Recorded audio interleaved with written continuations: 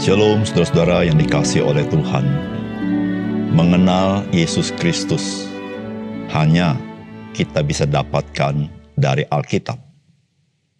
Karena mengenal Yesus Kristus membutuhkan penyataan Allah. Jikalau saudara sebagai orang percaya ingin mengenal Yesus lebih dalam, engkau dan saya harus membaca Alkitab. Jikalau engkau belum mengenal siapakah Yesus, jangan engkau mendengar kata-kata orang pada masa kini tentang siapa Yesus. Tapi engkau harus membaca Alkitab. Karena melalui Alkitab, engkau baru bisa mengenal siapa Yesus yang sesungguhnya. Salam jumpa dalam program Tuhan adalah Gembalaku. Saudara, mulai hari ini kita akan memulai perjalanan iman kita bersama Tuhan Yesus dengan Injil Markus. Saudara, Injil ini ditulis oleh Markus atau Yohanes Markus.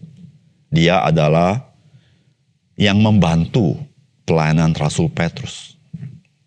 Saudara, hal ini disaksikan di dalam tulisan bapak-bapak gereja seperti Polikarpus, Hermas, Papias, di mana Papias menuliskan bahwa Markus yang menjadi penterjemah Petrus menulis secara akurat meski tidak menulis secara urut. Seluruh yang diingat dari perkataan perbuatan Tuhan Yesus, itulah kata Papias. Saudara, ada juga Irenaeus, bapak gereja. Dan masih banyak lagi bapak-bapak gereja yang hidup dekat pada masa para rasul menyaksikan bahwa Injil ini ditulis oleh Markus. Saudara, Markus adalah seorang Kristen Yahudi dan mamanya itu adalah Maria yang tinggal di Yerusalem. Kita bisa baca dalam Kisah Para Rasul pasal 12 ayat 12. Paman daripada Markus ialah Barnabas yang memperkenalkan Saulus kepada orang-orang Kristen yang kemudian nama Saulus berganti menjadi Paulus. Saudara, kemungkinan Injil Markus ditulis dalam konteks pembacanya adalah orang-orang non-Yahudi.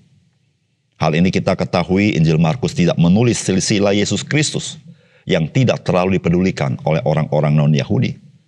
Dan ia juga banyak menerjemahkan kata-kata Ibrani, yaitu kata talitakum yang tidak dimengerti oleh orang-orang non-Yahudi.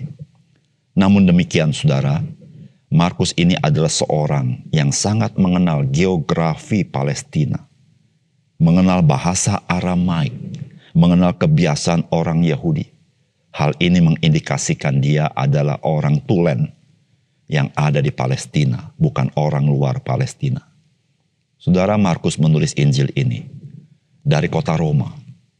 Ia menulis kemungkinan antara tahun 50 sampai dengan tahun 60 Masehi. Saudara, mari kita membaca Markus pasal 1 ayat 1 sampai dengan 8. Inilah permulaan Injil tentang Yesus Kristus anak Allah, seperti ada tertulis dalam kitab Nabi Yesaya. Lihatlah, aku menyuruh utusanku mendahului engkau. Ia akan mempersiapkan jalan bagimu. Ada suara orang yang berseru-seru di padang gurun. Persiapkanlah jalan untuk Tuhan. Luruskanlah jalan baginya. Demikianlah Yohanes Pembaptis tampil di padang gurun dan menyerukan, bertobatlah dan berilah dirimu dibaptis dan Allah akan mengampuni dosamu. Lalu datanglah kepadanya orang-orang dari seluruh daerah Yudea dan semua penduduk Yerusalem, dan sambil mengaku dosanya mereka dibaptis di sungai Yordan.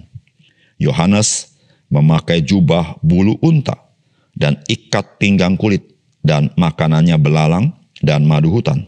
Inilah yang diberitakannya. Sesudah aku akan datang dia yang lebih berkuasa daripadaku. Membungkuk dan membuka tali kasutnya pun aku tidak layak. Aku membaptis kamu dengan air, tetapi dia akan membaptis kamu dengan Roh Kudus. Saudara yang dikasihi oleh Tuhan, di awal Injil Markus, maka jelas sekali dinyatakan siapakah Yesus Kristus. Yesus Kristus adalah anak Allah. Dan juga dia adalah Mesias yang diutus Allah ke dalam dunia ini.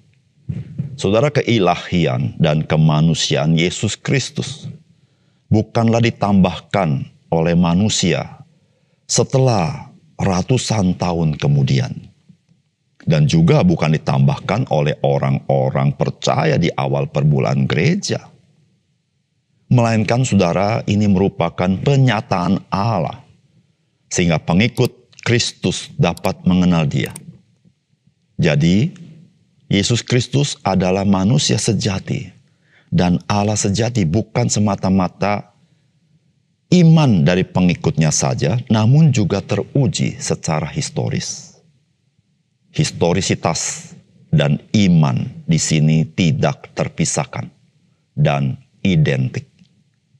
Sebab saudara, apakah makna iman tanpa kebenaran historis? Saudara, apakah pesan firman Tuhan bagi kita? Yang pertama, permulaan dari Injil Yesus Kristus sudah sejak Perjanjian Lama dan diteguhkan dengan penggunaan Perjanjian Lama untuk memperkenalkan siapakah Yesus Kristus. Saudara, firman Tuhan berkata, inilah permulaan Injil tentang Yesus Kristus anak Allah. Seperti ada tertulis dalam kitab Nabi Yesaya, lihatlah aku menyuruh utusanku mendahului engkau. Ia akan mempersiapkan jalan bagimu. Ada suara orang yang berseru-seru di padang gurun. Persiapkanlah jalan untuk Tuhan. Luruskanlah jalan baginya. Demikianlah Yohanes Pembaptis tampil di padang gurun dan menyerukan, bertobatlah dan berilah dirimu dibaptis, dan Allah akan mengampuni dosamu. Saudara, kapankah permulaan daripada Injil Yesus Kristus? Yaitu kabar baik tentang Yesus Kristus. Saudara, di dalam Injil Markus dinyatakan kepada kita, bukan dimulai dengan kelahiran Yesus Kristus. Bukan dimulai dari pelayanan Yesus Kristus ketika ia berumur 30 tahun. Tetapi sudah dimulai dari Perjanjian Lama. Saudara, Perjanjian Lama sudah memberitakan dan menyatakan akan datangnya Mesias. Dan saudara, yang sangat indah yaitu bagaimana Markus mengutip apa yang dikatakan Yesaya. Saudara, Yesaya sedang berbicara tentang dua tokoh. Yang pertama yaitu tokoh yang menyerukan, yang membuka jalan, yang memperkenalkan, yaitu saudara Yohanes Pembaptis. Tetapi juga berbicara tentang siapakah yang diberitakan atau dinyatakan. Saudara, Alkitab berkata, persiapkan jalan untuk Tuhan. Saudara, di dalam satu pesan ada dua hal yang penting. Yang pertama, yaitu Yesus Kristus adalah Mesias. Dia diutus oleh Allah. Tetapi Mesias itu adalah Tuhan atau Allah itu sendiri. Saudara yang dikasih oleh Tuhan. Seringkali orang di dunia ini berpikir, Yesus Kristus sama dengan para nabi yang lain. Tetapi Alkitab beritahukan kepada kita, saudara, berbeda sangat jauh. Saudara, nabi-nabi adalah ciptaan. Saudara, dia baru bereksistensi ketika dia ada dalam kandungan ibunya. Dan kitab Yeremia mengatakan, dari kandungan ibuku, aku orang berdosa. Saudara, seluruh nabi, seluruh rasul, saudara, ada permulaannya. Dan permulaannya di dalam kandungan ibunya sebagai orang berdosa. Tetapi Kristus tidak demikian.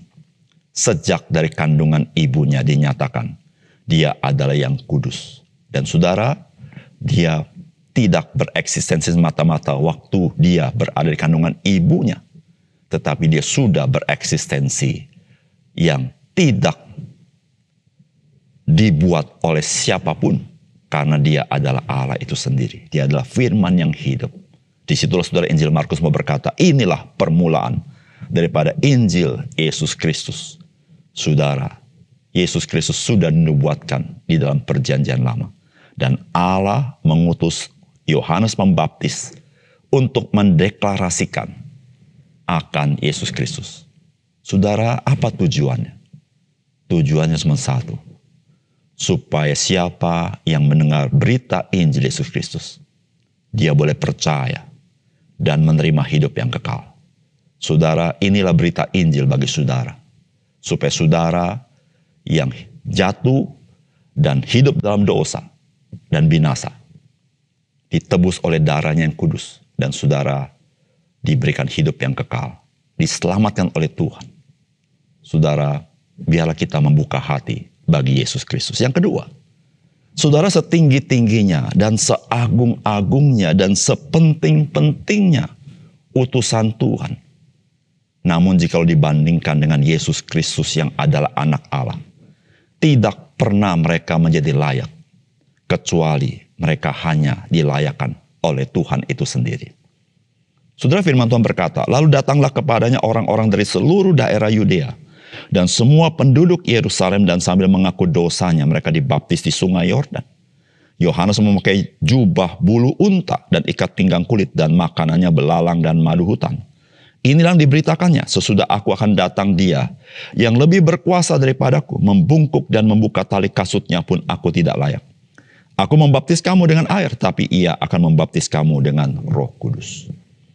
Saudara, Yohanes Pembaptis ini adalah orang yang istimewa, saudara. Saudara, dia adalah orang istimewa karena dia dinubuatkan di dalam perjanjian lama akan kedatangannya. Dia itu bagaikan Elia. Saudara-saudara, dengan kuasa Elia, dia melayani Tuhan. Saudara, Alkitab berkata Yohanes Pembaptis tidak pernah bikin mujizat, tetapi kata-katanya, saudara, penuh dengan kuasa, dengan urapan Tuhan bagi dia. Saudara, itulah Yohanes Pembaptis. Namun, saudara, setinggi-tingginya, seagung-agungnya, sepenting-pentingnya orang seperti Yohanes Pembaptis, saudara, dia sadar di hadapan Yesus Kristus. Saudara, dia berkata, membungkuk dan membuka tali kasutnya pun aku tidak layak.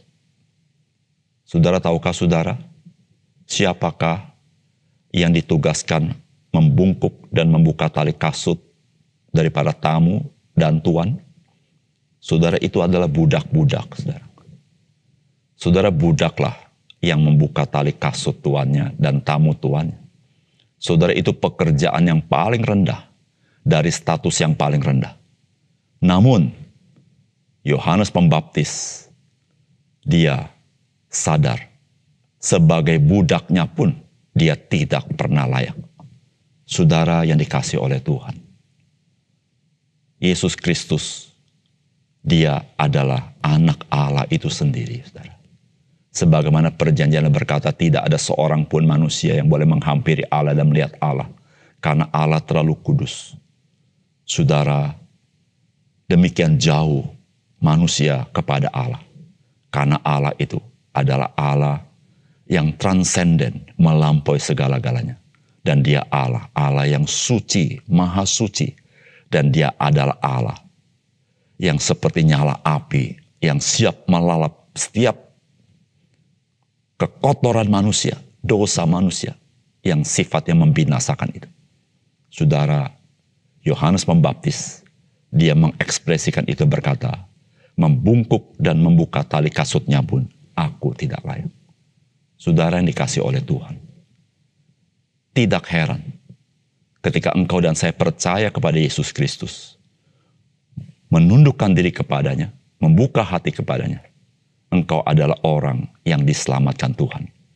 Karena ketika engkau membuka hati kepada Yesus, engkau sedang membuka hati bukan sekedar kepada seorang nabi, atau seorang pengajar, atau seorang yang saleh, tapi engkau sedang membuka hati kepada Tuhan Allah itu sendiri. Saudara, disitulah saudara-saudara, engkau dan saya memiliki kepastian akan keselamatan itu. Mari kita berdoa. Bapa surga, terima kasih untuk firman Tuhan yang ajaib yang kami baca hari ini. Biarlah Tuhan meteraikan dalam hati kami yang percaya kepadamu. Kami sungguh menghormati Kristus dalam hidup kami, mengkuduskan dia dalam hati kami. Kami yang belum mengenal kasih Tuhan, biar hari ini firman Tuhan bagi kami, supaya kami tidak menyia-nyiakannya. Terima kasih Tuhan, dalam nama Tuhan Yesus kami berdoa. Amin.